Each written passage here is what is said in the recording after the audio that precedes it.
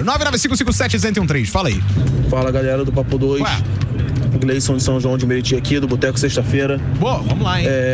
Eu tô achando engraçado que todo mundo reclama de arbitragem. Palmeiras reclama com o Abel e com o seu auxiliar.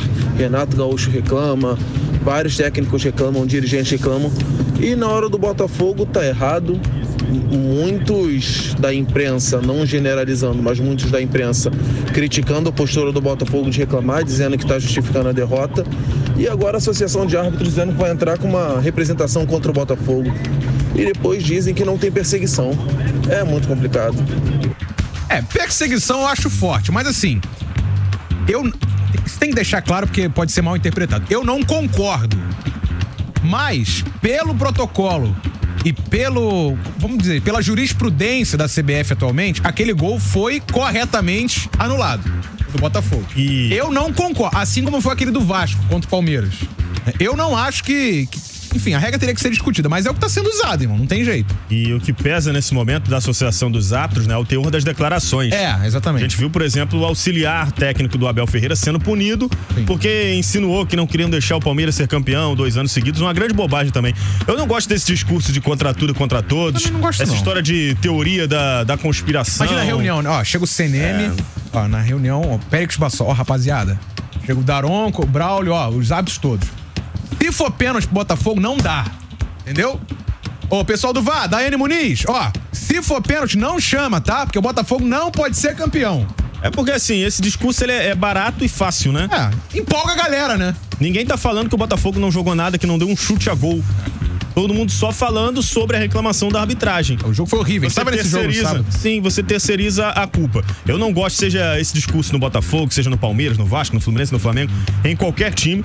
Mas assim, é uma tentativa de dar uma resposta ao torcedor, jogar uma pressão na arbitragem pro próximo jogo. O árbitro que vai apitar Corinthians e Botafogo certamente vai estar pressionado depois do que falaram. Algo parecido com o que o próprio Palmeiras fez recentemente, né? Eu também não concordo, não gosto, mas é muito claro que o Palmeiras fez isso, botando pressão na arbitragem. A arbitragem é ruim, Breno. Pra todo mundo. A regra é ruim, porque o impedimento se torna subjetivo. Sim. O impedimento, em tese, é um lance exato, ou tá impedido ou não tá. Mas com a regra... Negócio de fase de ataque bagunçou tudo.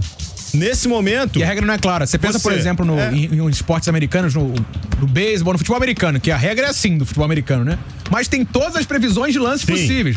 Se o cara cortar pra trás, se cortar pro lado, pra frente, poderia pensar nisso, mas não tem. Então é subjetivo. Nesse lance do Diego Costa, você pode pensar de um jeito, eu posso pensar de outro, é interpretativo.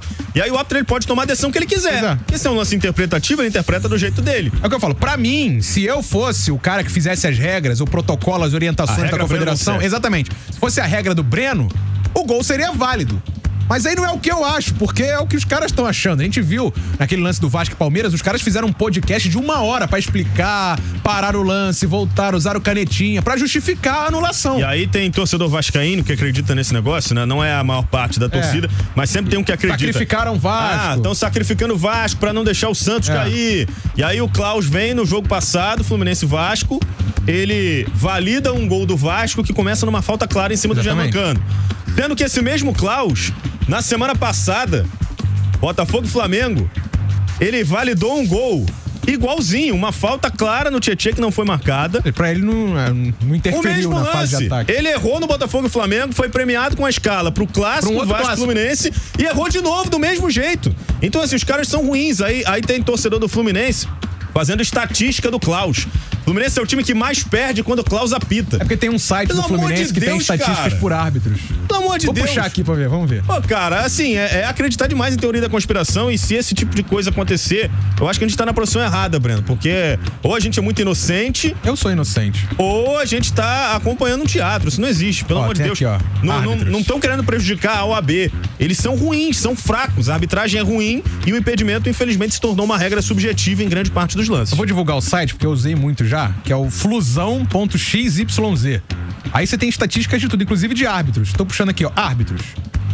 Ele já apitou 34 jogos do Fluminense. O aproveitamento do Fluminense realmente é muito ruim com o Klaus. 9 vitórias, 5 empates e 20 derrotas. Mas não 31% de aproveitamento. Mas não foi por causa do Klaus que o Fluminense perdeu o jogo. O Fluminense entregou. Foi o Klaus ou foi o André que errou o passe lá? 71 amarelos, 8 vermelhos. Histórico de VAR, 6 a favor, 10 contra. Então assim, tá lá no eu entendo a reclamação do Botafogo, que se sentiu prejudicado, Mas tá faltando, na verdade, o Botafogo voltar a jogar futebol, né? Esse ano, o Klaus apitou 4 jogos do Fluminense, 3 derrotas e 1 empate. Aí, ó. Estatística, tá no flusão.xyz. Mas perdeu por causa do Klaus? Não tô falando isso, falando da estatística. Então, mas tem gente que acredita nisso, que o Klaus sai de casa disposto a prejudicar o Fluminense. Hoje o Fluminense que se cuide. Aí não, porque querem que o campeonato tenha graça, porque se o Botafogo disparar, não tem graça pro campeonato. Ah, não querem que o Santos caia. Isso não existe, gente. A arbitragem é ruim, ela é pra todo mundo. Tem uma galera questionando sobre a situação aqui da falta. Deixa eu ver, ó. Qual falta? Do gol do Fluminense. Do gol do Vasco. Na minha visão, foi falta em cima do Cano. Tem gente aqui que tá discordando. Wagner Batista. Wagner! Falta em cima do Cano. Vitoca, você está de sacanagem. O Paulinho só pegou a bola. Tanto que o Cano saiu com o tornozelo esquerdo doendo. Sabe por que ele saiu com o tornozelo esquerdo doendo, Wagner? Porque teve um pisão do Paulinho no tornozelo esquerdo do Cano, que não aparece na primeira imagem. Aparece na imagem do outro ângulo. Dá uma pesquisadinha que você vai ver essa imagem. Foi falta. Só que a situação é semelhante à do Botafogo e Flamengo. O VAR não pode agir, porque já foi gerado um novo lance. Aconteceu muito tempo antes do lance do gol. Mas o Klaus errou. Deveria ter marcado essa falta, como deveria ter marcado a falta em cima do Tietê. Não marcou. É por conta disso que o Fluminense perdeu? Não, porque é por o VAR conta passou disso o carro. que o Klaus tem esse histórico? Não. Então, sem teorias da conspiração. Foi um erro de arbitragem. Não sei se é um lance tão interpretativo assim. Pra mim, teve o pisão. O Guilherme Álvares. Palmeiras beneficiado contra o Goiás nas 2 últimas rodadas. Botafogo prejudicado contra Atlético e Flamengo. Vocês se fazem de inocentes. Tá bom, Guilherme. Também aqui, ó, o Thiago Andrade. Beleza, pela regra o gol do Galo foi legal. E o gol do BH pela regra? Não vi ninguém falando que ele impedido pressionou o Marlon Freitas. Thiago, o Bruno Henrique não pressionou o Marlon Freitas. O Marlon Freitas não tava nem vendo o Bruno Henrique. O Bruno Henrique tava nas costas dele. O Marlon Freitas tinha o controle da situação e poderia muito bem ter afastado a bola para outro lugar. Interpretação. Você interpretou de um jeito, Thiago? Eu interpreto Esse é o problema. A regra é subjetiva. Como a regra é subjetiva, o poder tá na mão dos árbitros. Esse que é o problema. Se fosse uma regra factual, isso não aconteceria. É isso.